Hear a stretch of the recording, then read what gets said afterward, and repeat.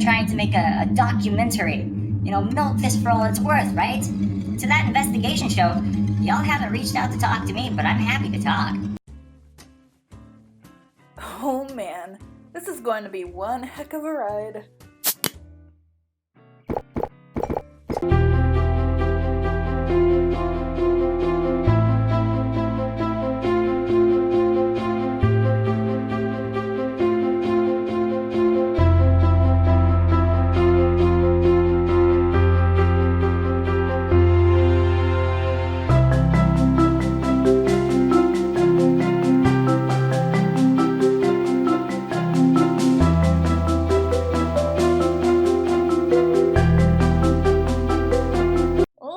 State that I watched both parts of the documentary series that was out now, and I learned nothing, nor am I going to get back those 2 hours of my life. Thanks, Chris Hansen, for delivering these ladies justice by giving them a crappy documentary they didn't want, full of stock footage that makes you look like a soul superhero out to save the day. Let's start watching this dribble, shall we?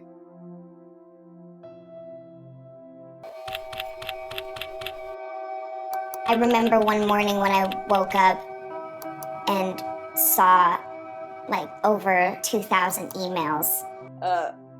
What? Shiloh was in this, but didn't she say she would have nothing to do with this because the other girls felt betrayed by what Chris Hansen did? By pretty much selling their story to the media? Well, maybe she just wanted to tell her own story. There isn't anything wrong with that. It is her choice to do what she wants with her own personal experiences. So let's dredge on and see what's going on. I felt like I had a friend. I love you. I was 17 by the time he said that he loved me and he was getting a divorce. Well, that was really short. It just went over some points that we already know, like Greg looking at different state laws to see if they can do the devil's tango somewhere legal. You know, all of Shiloh's backstory that we already know. But what I've noticed in this documentary, it flicks from one person to another, back to another person, back to that person, back to the story they were telling before, back to another story they were telling later. It's all over the place. So we see Shiloh again later. Just wanted to throw that out there real quick. Parasite is a popular thing we call a reporter. A few hours later, I get a call from a Washington state number, and there's Onision. Oh, now the story is just cutting around everywhere with people who do commentary on this type of stuff, such as like Edwin from Edwin's Generation on YouTube, then some reporter named Steven that I haven't heard of before, But they start diving into YouTube in general, how he became popular, all that stuff. Then for some reason they drag Shane Dawson into this mess, which Shane has his own mess that they should be addressing in another documentary, seriously though. Not that I want a documentary on that, we already know all that garbage, but I mean Shane's another hot mess of garbage that we shouldn't be touching, and Onision's hot mess of a garbage. But, I don't know, here we are with the most amazing editing known to man. Then comes in Papa Hansen. I'm still upset about this whole thing. Hansen is a big deal. I watched him growing up and saw him as a protective figure that truly cared about those who were being taken advantage of. I was in so much support of this man. Then he does the girls dirty and does this documentary. I would have much rather he actually just stuck to his word and got things done to get justice for these girls. Something they truly deserve, but whatever, I guess money does really talk, eh? To know that this little boy that was so sweet, innocent, and just a great kid would be at this point in his life someone who doesn't care who he hurts. Oh god.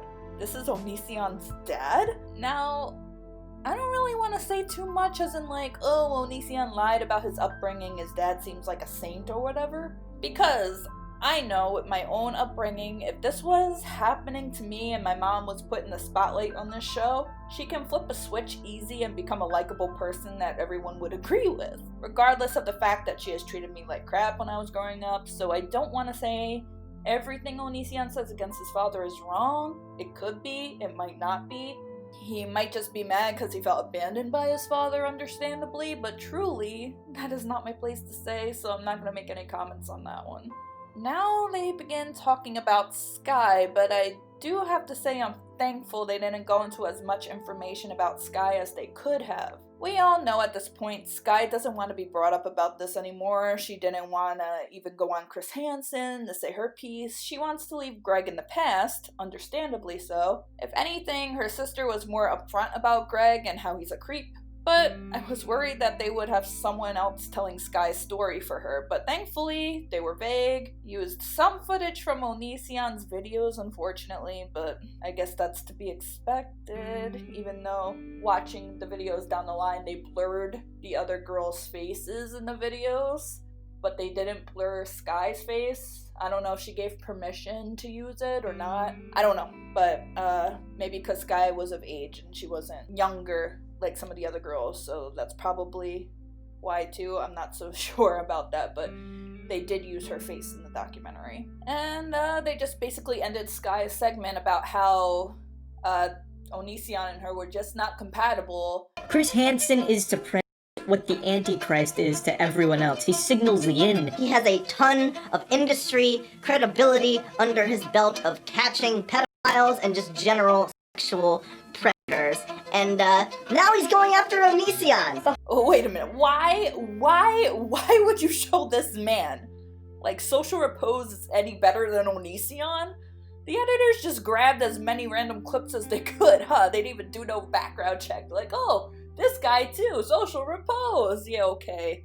Yeah, you lost some credibility yet again with that. YouTube, I never thought that I would receive like as much hate, and obviously eating disorders are really serious things. Oh, Eugenia is in on this documentary. Well, I wasn't expecting that. The whole situation with Onision and Eugenia Cooney is absolutely disgusting and appalling. He was trying to milk the cash cow with her, making way too many videos on her. While I do understand the need to bring attention to her to try to help her, that was not his intention, and that act alone, without even knowing what he did to those poor girls, is proof enough to show how much of a monster he really is, as well as how far he would go to indeed make profit. It's just crazy to hear Eugenia talk about how she indeed has an ED, especially with recent events, but that's a video for another time. I just never really heard her physically say those words out of her mouth. She always kind of just tiptoed around it, so it's a little crazy to hear that. Then it goes into the story of Alicia, who goes on to describe what readying is. It was horrifying and something I understand why they put into the documentary, to show awareness to those who are younger and more familiar with the internet at this time. They need to be aware that their idols aren't always what they seem to be in front of a camera. I'm just super happy that she made it out of that and is able to be strong and to continue on to keep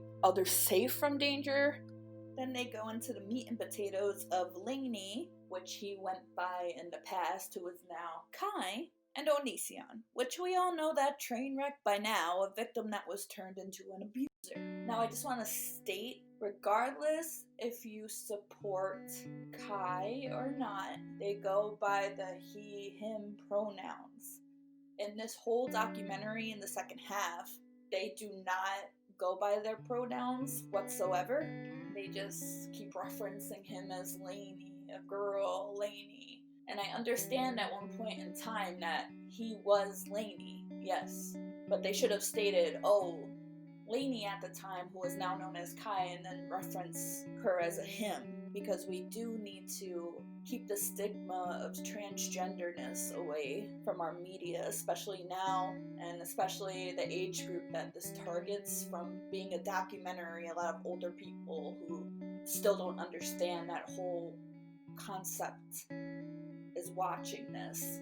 So regardless of not liking Kai or not wanting to have respect for Kai, we should still respect the transgender community anyway. So that was a huge problem. On Lemme. I talked to Lemme about me questioning my sexuality and my gender throughout my teenage years.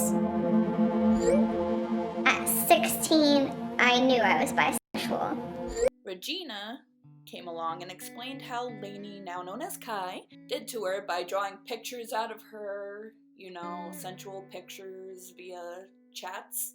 They told their side of the story, which is fine, but I was worried because I know they received heat for accepting to be on this documentary, because the rest of the girls did not want to be on it, especially since their best friend was Sarah. Then it goes on and they start telling the story about their friend, which now I see why it gets sketchy. Their friend, which we all know who, did not want to be on this documentary, but some of her story was told through Regina as well as Shiloh. And plus, the images of these girls that we already know about that did not want to take part of this were shown as video clips with their faces blurred, but they showed the video, the title of the video, so anyone could go ahead and search them right on up and see their face. So what was the point of all that? They still went against their wishes. Oh, you don't want to be in it? Sure, that's fine. Let me just slap a little bubble over your face so no one knows who you are, but here's the video title. That is just beyond stupid. But seeing from an outsider's perspective without all that other stuff about the blurring out the faces and the video being in there, let's just say that Shiloh and Regina were just talking about the other girl's story. From an outsider's perspective, I felt that they didn't go too in depth, but then again, this is only the first 2 episodes, so I don't know what's going to happen in the third part. But if I were the friend of Regina, regardless of how big the context or whatever, I would probably be hurt as heck.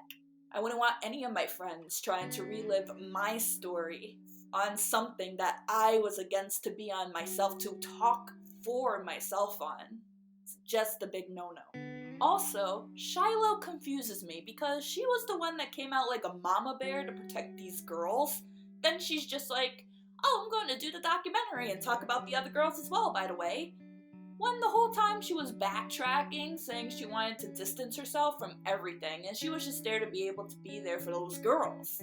Then when she does the opposite, she just up and disappears from Twitter and everything. You know, not a good look. What I learned from this documentary is that if you took Creepy Editing 101, you can work for Discovery Plus. Yay! Nothing new is brought to the table. It's just basically what a dozen YouTubers had already said, but compiled for a series for television, which they are probably hoping makes a lot of bank. So far, the other girls' stories haven't been told in depth, which was something I was terrified about. But again, I don't know if it will stay that way, since it was only the first 2 episodes. They have one whole more episode to talk about, and I can only imagine where that's going, especially since Kai is entering the picture now. The stock footage in this documentary drives me nuts, by the way. I know we all need pretty things to look at, but the constant city overviews of Seattle, Pennsylvania, and Florida for some reason was used constantly, just to display text messages that were sent between Onision and the girls. There's better ways of doing that. Don't have to just keep throwing stock images up in there. It's just a pet peeve of mine. It's just probably me, but it just bothers me. It also just seems like a cheap-shotted way on trying to fill their pockets while not delivering justice that should have already been delivered to these girls. But no, instead of actual things happening, we get a documentary that will just make people who watch it go to Onision's channel. That, or they'll just say, gross, Onision and Kai are disgusting people, then they will forget about it after a few weeks and move on to the next big hot documentary on Discovery Plus, because who the heck has Discovery Plus? I definitely don't. I didn't get it to watch these videos, you kidding me? A documentary full of stock footage, definitions, and things we already know, kind of like Onision's videos. What a great beneficial add to this case that will probably never have a happy ending for these poor girls. Just more exploits now with TV highlights. Just what we all wanted. I also was contacted by one of these people making the documentary. It wasn't Discovery Plus itself, but like Redfin TV or whatever. They contacted me and were rude beyond measure when I did not want to put my clips into the videos as well. So I'm glad I went with that choice, and it just goes to show how much these people don't care about the story they're telling, just about the money they're going to be driving in, which, yes, I know it's business, and that's what's to be expected, but still, when you're working with things like this, you should still have a heart for these type of things. But whatever, we're humans, we don't care about each other, apparently. Don't watch the documentary. It's not worth your time. You already know everything that is mentioned in this video if you already followed this whole mess of a case. The only thing that's different is seeing Greg's dad's side of things, which really hasn't been all that much so far, just him disagreeing with what Onision says and does, and Eugenia making an appearance. But she doesn't really add anything either. just says that she don't understand why Onision was targeting her and she was receiving hate by him doing so. The whole documentary is literally short bursts of questions, then moving on to the next person to talk to. It's like, here's Shiloh. Oh, she's now gone onto his dad. Oh, he's done now, onto this random YouTube reporter, and he just states what we already know. It kind of jumps all over the place a bit too fast while not delivering anything new or making a message like slam dunk you in the face. It's more just like, wow, this is all over the place and Onision's a terrible person, okay, cool. It just comes off as what it was definitely aimed to be, a cheap cash grab and to make Onision feel a little bit bad about himself. But in actuality, it doesn't, and it just gives him more content and views on his channel while he reviews all 3 episodes and people watch it. Thanks, Discovery Plus! When the 3rd part comes out, I will make a video about it, so stay tuned. Like the video down below if you enjoyed, and subscribe if you like my channel. Also, please leave a comment telling me what you thought, if you've seen the documentary, if you have any different feelings from what I feel, if you have any other input, I would love to read it down in the comments. Also, I just want to say, if you do subscribe or look to subscribe, I do commentary on things that I want to spread information about, along with story times of my own and just random fun things with family and whatnot. So subscribe, get to know me, and enjoy. But for now, I'll see you later. Bye bye!